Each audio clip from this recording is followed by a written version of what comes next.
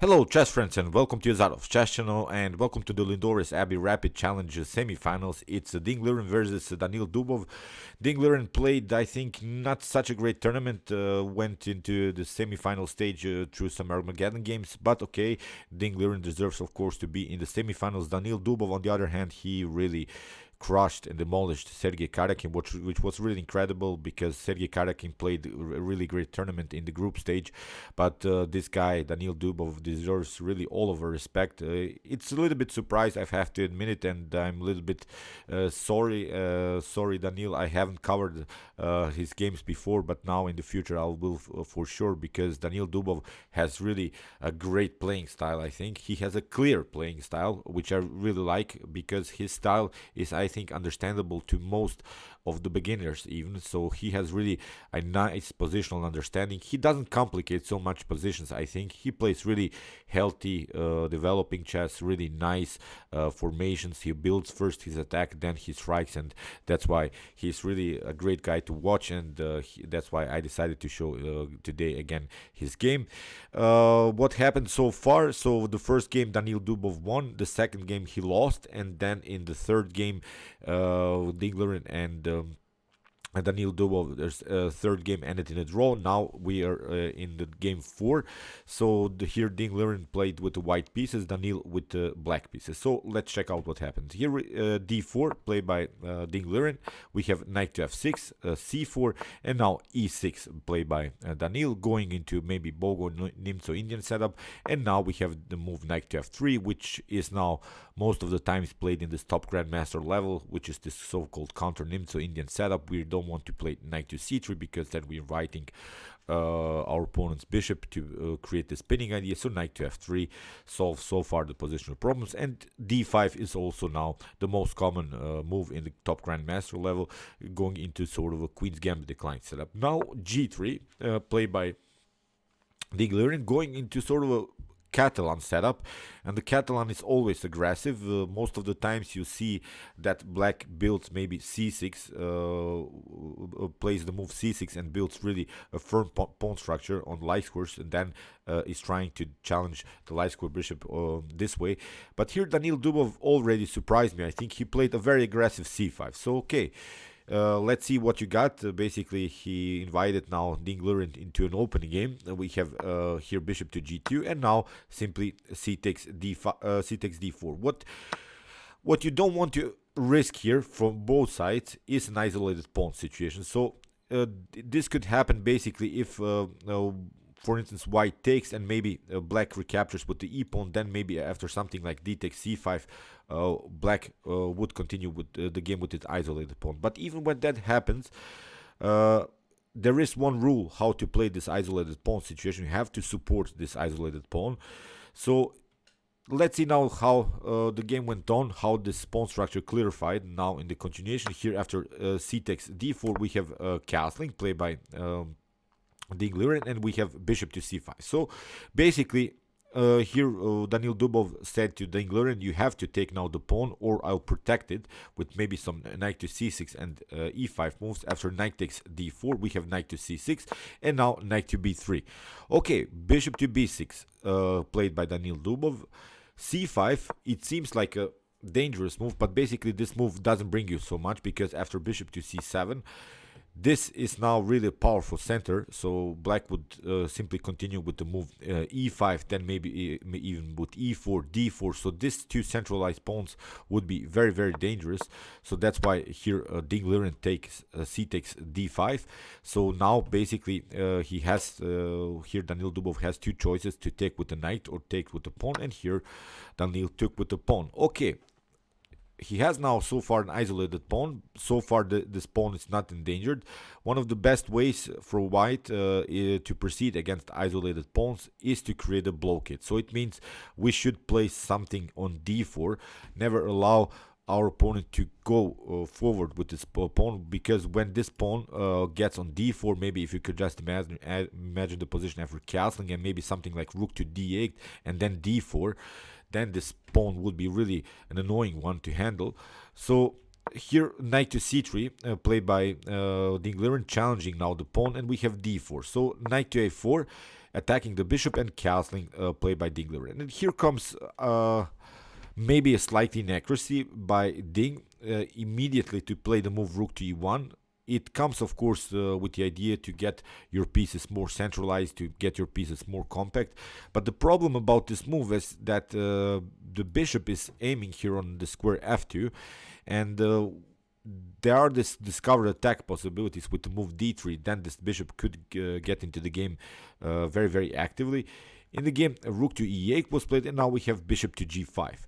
After h6, here I think happened the critical moment in the game. It's not a losing move that Ding Liren here played, but it wasn't really the best of moves. He played here bishop takes f6. A better idea here to proceed is now finally to take this bishop. Knight takes b6. After something like queen to b6, we would simply take the knight on f6 and double up pawns here in front of black's king. So this would be a very weird pawn structure in front of black's king.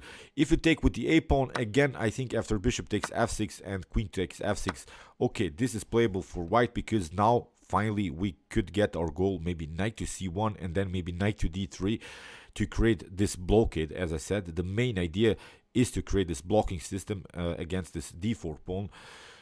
But here, Ding Liren played a mistake. He played bishop takes f6 first, and now after queen to f6. Now he should have really taken maybe the bishop here immediately, but he decided to play this other rook, rook to c1, and it allows now Daniil Dubov here to play the move d3. So it discovers, of course, here the dark square diagonal. The king, the queen, and the bishop are aiming against the f2. So now finally, after knight takes b6, we have a takes b6. But the problem is now that Ding Liren has played with his rook on the c file. He has left the defense of this a2 pawn, and now simply after queen takes d3, we have rook to a2 taking this pawn, and now this rook comes very actively into the game. The b2 is a weakness, so now black has, I think, a better position. So I don't think that these games by Daniil Dubov are so complicated. You see, this wasn't maybe the most tactical game, this wasn't maybe the most attractive game, but I really like his simplification style. Okay, he basically says to you, show me what you got, now I have a good position, this is basically a position which I cannot lose, so now I want to win this game, because I have now this active rook, which of course occupies this very important second rank. My bishop, although you see the bishop hasn't moved so far in the game, but still this bishop has a good activity. The rook is attacking also on the e file, and still this knight could find a way into the game with knight to e5, knight to b4. So perfect position here so far for black. So knight to d2, we have bishop to f5. You see, very healthy move here by Daniil Dubov. Bishop to e4, bishop takes, knight takes e4, and now queen to d3. We have knight to c3, and now of course rook takes b2. So black is up a pawn. The problem about this extra pawn is that it is, of course, a double pawn. So from an endgame's perspective, this isn't good here for white, because this is really a distant pass pawn. So the knight has always troubles to play against distant pass pawns. So basically what black's main strategical idea would be here is to simply trade off all of these rooks, all of these queens off the board, and maybe go into a favorable endgame in which we will have at least one of these pass pawns. Even if white takes one of these pawns, still we would have, of course, one pass pawn, and the knight has really troubles to face, as I said, this distant pass pawn. So that's why here I think black, as I said, has a comfortable game. Although white has here sort of a position 4 versus 3 on the king side, but it's really hard to create here a pass pawn. So from an endgame's perspective, as I said, it's really hard to make something happen. If you just push pawns still with so many pieces on the board, even if everything clears, still it's hard, again, I'm pointing out, to create a pass pawn. So that's why this the endgame is simply better for black. Here after rook to b1, we have rook takes b1. So you see, Daniil Dubov doesn't have even to calculate so much here. He can play really simple ideas in chess, simply trading off rooks, rook takes b1, and now rook to d8, simply again sort of a simple threat in chess, simply creating a new tempo against the queen. Queen to f3 was played, and now rook to d7, king to g2. We have a knight to e5 attacking the queen, and now queen to e4, f5. Again, you see simple threat ideas, simply attacking, never allow a little bit that your opponent regroups, that your opponent improves the position of the minor pieces, improves the position of the queen, of the rook. So this is really healthy chess, as I always like to say. Queen to a4, we have king to h7. Of course, the king could be vulnerable to your attacks on the 8th rank, so that's why here Daniil Dubov hides with his king. Queen to b5, knight to c4, we have rook to b4, and now rook to c7, protecting everything, and now queen to d5. Okay, queen to c6 was played. After queen to c6, rook takes c6, and now knight to d5. So here Liren has the opportunity to, of course, maybe grab a pawn, because this is also weakness. So far, everything is protected, so we could simply try somehow to move this pawn further. In the game, knight to d6, and here knight to e7 was played. Rook to c7, we have rook takes b6, and of course rook takes e7, rook takes d6. So okay, let's now evaluate this endgame. This is really good endgame lesson, I think, that happens now. How to win this endgame? It's not immediately winning, but it's really a better position here for black. The problem is now for black that you cannot go with your rook behind the pawn. So if you do some moves like b5, then rook to b6 will happen, and then white has the opportunity maybe to grab this pawn. So if this rook goes behind this pawn, then I think it's really a drawish position. But there is a way how to win this endgame. You have to, of course, play with the king. So that's why here after rook takes e2, we have here the opportunity, of course, by white, rook to b6, attacking the pawn. But now again, rook to e7. And let's see now how Daniil Dubov managed to get a winning position in this particular endgame. So h4, king to g8. So we want, of course, first to go with our king behind this pawn, protect it, maybe go here to c7, and then go on our idea, rook to e8, and maybe rook to b8, and then we would have our rook behind our pawn, which is the so-called Tarrasch rule in chess. The Tarrasch rule says you should bring your rook behind your pawns, but you should also bring your rook behind your enemy's pawn. So as I said, white would love to go with this rook behind this pawn here on maybe on b8, but that's also black's goal here. Black would love also to go with the rook behind this pawn in order to support it, to simply push it further, and maybe with some moves as king to c7, simply kick away the rook and then further move the pawn. So h5, here Liren tries at least to make something happen on the king side, but here I think Liren can only hope for a draw. King to f7, we have king to f3. Here you see the king marches simply here to the queen side, and this is a very good setup by Daniil Dubov, this rook and pawn setup, because the king cannot attack here the pawn, the rook on through the square e6, or here through the square g6. So from an endgame's perspective, you should really memorize this setup with this rook and pawn, because this rook is protecting everything, because you would love to go, of course, here something like rook to e6, but then you get something like rook to f6, and then you have to trade off rooks. And if that happens, then of course black has this pass pawn situation and of course a winning endgame. So here that's why rook to b1, here simply king to c7. Here Liren tries some checks, but now king to c6, again some checks. And here you see how Daniil Dubov found a way to sneak into the position. Here he did a repetition with the move king to c4, but now again king to d3. We have rook to b1, and now king to e2. And here, of course, Liren attacks the rook now. Now, finally, it is possible, but now rook to f6, as I said, this is now our main idea, and now simply b6. So, again, everything is protected. You see, the pawn is protecting the rook is protecting these two pawns.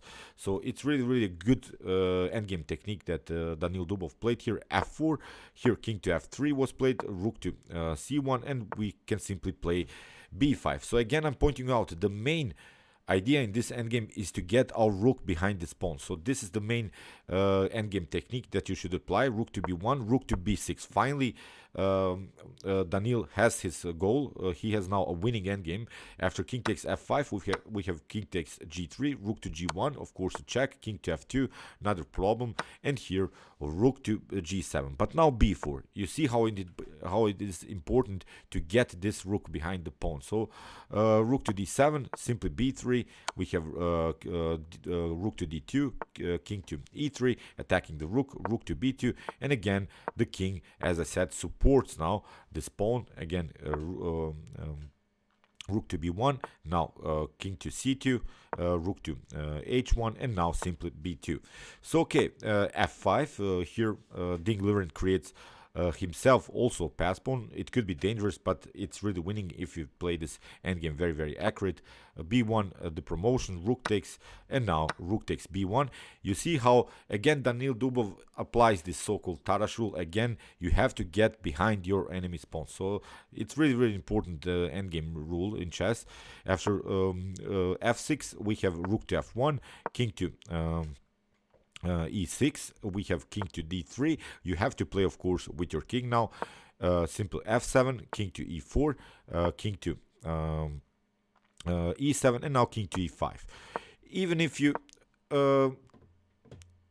promote here to queen, then we can simply take. It's again winning for black, because after king takes f8, we would have the possibility to play king to f6. After something like king to g8, we simply play here king to g5. After king to g7, we can simply play king takes h5, and there's no way that white can catch up this pawn, because if you try king to f6, then we simply play king to g4, and this pawn will simply march, and this is of course a completely winning endgame here for black. So that's why after the move king to e5, here Ding tried king to e8, but nothing has changed. The same position happens after rook takes f8, king takes f8, and now simple king to f6, king to e8, and again this same motif after king takes h5, king to f6, and after king to g4. Here in this position, Ding Liren resigned. So great game by Daniil. I think great preparation. He got out of this kettle and set up very well. This is now his first match game that he won. Still 2 more match games to play. So again, 4 games tomorrow and the day after that. So this is a huge point for Daniil Dubov. We'll see if he can make it to the final. It would be I think a cool thing. We'll see. So far he played, I think, a great tournament and deserves I think even to be in the final, because how he outplayed here the legendary Ding Liren. It's also incredible. I think it was really a surprise for me. He's really sort of a dark horse in this tournament, but okay, we'll see if he can really stay calm like he's stayed so far in the tournament. I wish him all of the best, but I also wish Ding Liren the best, because I like also his style. But at least we have some great games to watch every day, and we are of course following this tournament even more. So okay, I hope that you enjoyed this game. I really enjoyed it a lot. Again, it was a clear idea game by Daniil Dubov, and meanwhile you can watch my other commented chess game from the series. Here is the link, and you can also watch my best chess games of all time if you want to see the best chess games that have been ever played in chess history. See you soon with some more videos, and chess is the best, of course.